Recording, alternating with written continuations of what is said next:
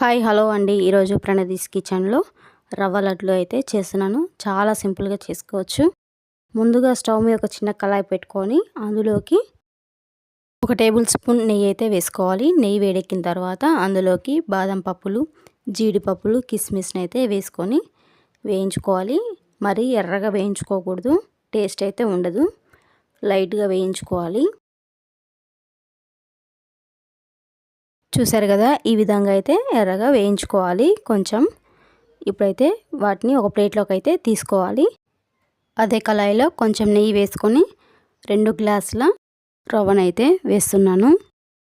ఈ రవ్వను లైట్గా వేయించుకోవాలి. రవ్వను మీడియం ఫ్లేమ్ మీద ఉంచి ఒక 5-6 నిమిషాలు అయితే వేయించుకోవాలి. రవ్వ వేగిన తర్వాత ఒక ప్లేట్లోకి తీసుకొని చల్లార్చుకోవాలి.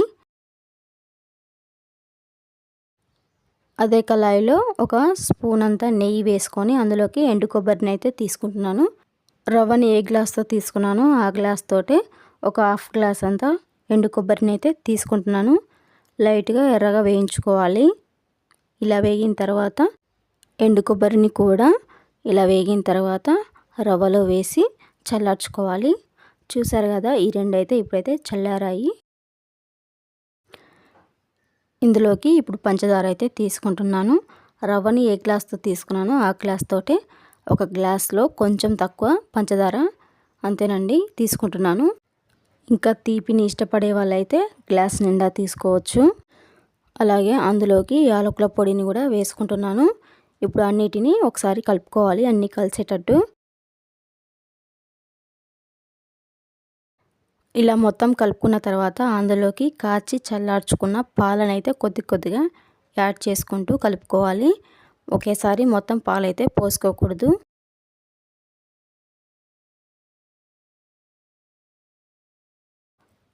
ఇలా కలుపుకున్న తర్వాత ఇంకొంచెం పాలైతే పడతాయి అన్నమాట. నేను ఇంకొంచెం పాలైతే వేసుకుంటున్నాను. కొంచెం పాలు పోసుకున్న తర్వాత ఒకసారి అయితే బాగా కలుపుకోవాలి. ఇలా మొత్తం కలుపుకున్న తర్వాత ఒక 2-3 నిమిషాలు అయితే పక్కకైతే ఉంచుకోవాలి. ఇప్పుడు ఇందులోకి వేయించి ఉంచుకున్న బాదం, జీడిపప్పు, కిస్మిస్ని అయితే వేసుకోవాలి. ఇప్పుడైతే ఉండలైతే చుట్టుకోవాలన్నమాట.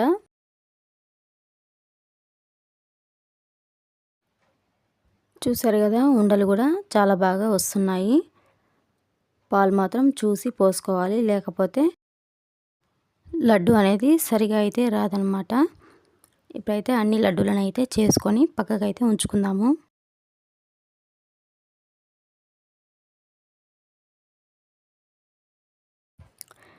చూసారు కదా, అన్నిటిని అయితే చేసుకున్నాను నేనైతే. నాకైతే 2 గ్లాసుల రవ్వకు 20 లడ్డూలు అయితే అయినాయి. చూసారు కదా, చాలా బాగా వచ్చాయి లడ్డూలు. మీరు కూడా ఒకసారి తప్పకుండా ట్రై చేయండి. రవ్వ లడ్లను చిన్నవాళ్ళ నుంచి పెద్దవాళ్ళ వరకు చాలా ఇష్టంగా తింటారు ఈ లడ్డూలు. మీకు కనుక ఈ లడ్డూలు నచ్చినట్లయితే తప్పకుండా ట్రై చేయండి ఒకసారి ఇంట్లో. Thank you for watching.